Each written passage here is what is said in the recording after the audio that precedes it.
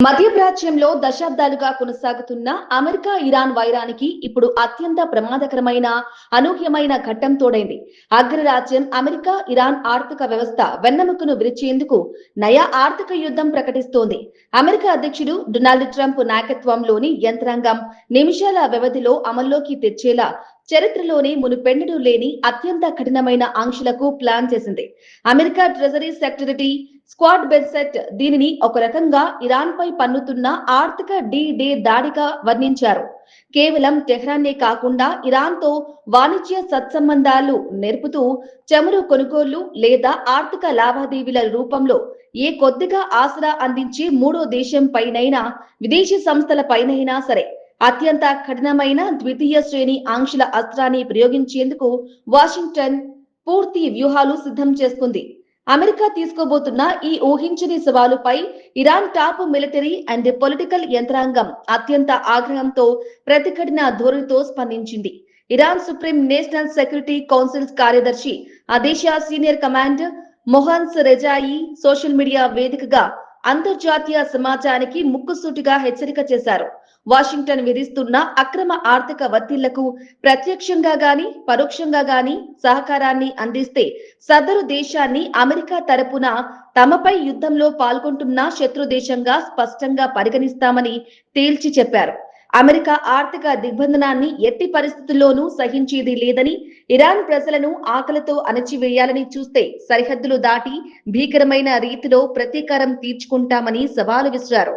ఈ హెచ్చరికల్లో అంతర్జాతీయ వ్యాపార వర్గాలను, ముఖ్యంగా ఎనర్జీ మార్కెట్లను వణికించే అసలైన అంశం హర్ముజ్ జలసంధి బంద్ హెచ్చరికే.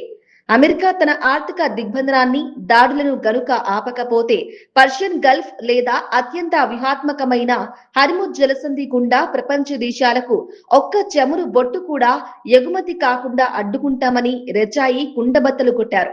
సమగ్ర అంతర్జాతీయ చమురు సరఫరాలో దాదాపు 20% పైగా ఇంధనం ప్రతినిత్యం కేవలం ఈ సరుకు రవాణా మార్గం గుండానే ప్రపంచ దేశాలకు ప్రయాణిస్తుంది. ఇప్పటికే గల్ఫ్ తీరంలో యుఎస్ నావికాదళం విధిస్తున్న రవాణా ఆంక్షలు, ఇరాన్ నావికాదళానికి మధ్య ఘర్షణ పూరిత వాతావరణం నెలకొన్న క్రమంలో ఇరాన్ నేరుగా జలసంధిని పూర్తిగా దిగ్బంధిస్తే గ్లోబల్ ఆయిల్ మార్కెట్లో చమురు ధరలు రికార్డు స్థాయికి పెరిగి అనేక దేశాల ఆర్థిక వ్యవస్థలను తీవ్రంగా దెబ్బతీసే ప్రమాదం ఉంది. మరోవైపు ఇరాన్ అంతర్గత రాజకీయంలో కూడా అనేక చలనాలు కనిపిస్తున్నాయి. ఇరాన్ అధ్యక్షుడు మసూద్ పెజెక్షియాన్ తాజా ఉద్రిక్తతలపై మాట్లాడుతూ తమ వైఖరిని సమర్థించుకున్నారు. అమెరికాతో గతంలో కుదిరిన అవగాహన ఒప్పందాన్ని సమర్థిస్తూనే ప్రస్తుతం దేశంలో నెలకొన్న యుద్ధం లేదు, అలాగని పూర్తి స్థాయి శాంతి లేదు అనే గందరగోళ పరిస్థితికి ముగింపు పలకాలంటే దౌత్యపరమైన చర్చలే మార్గమని స్పష్టం చేశారు. ఒప్పందం వెనుక తమ దేశాన్ని దేనికి లొంగదీసే నిబంధనలు లేవని, సర్వోన్నత నాయకుడు అయతుల్లా ఖమేనీ మార్గదర్శకాలకు అనుగుణంగానే ప్రభుత్వం అంతర్జాతీయ అడుగులు వేస్తుందని స్పష్టం చేశారు. అటు యుద్ధ భయాలు, ఇటు ఆర్థిక ఆంక్షల ముప్పు ముంచుకొస్తున్న వేళ ప్రాంతీయ అస్థిరతను నివారించేందుకు పొరుగు దేశమైన పాకిస్తాన్ దౌత్యపరమైన మధ్యవర్తిత్వాన్ని తెరలేపింది. Pakistan field marshal and army chief general Asim Munir నేతృత్వంలోని ప్రత్యేక ప్రతినిధి బృందం అత్యవసరంగా ఇరాన్ రాజధాని టెహ్రాన్ లో ల్యాండ్ అయింది.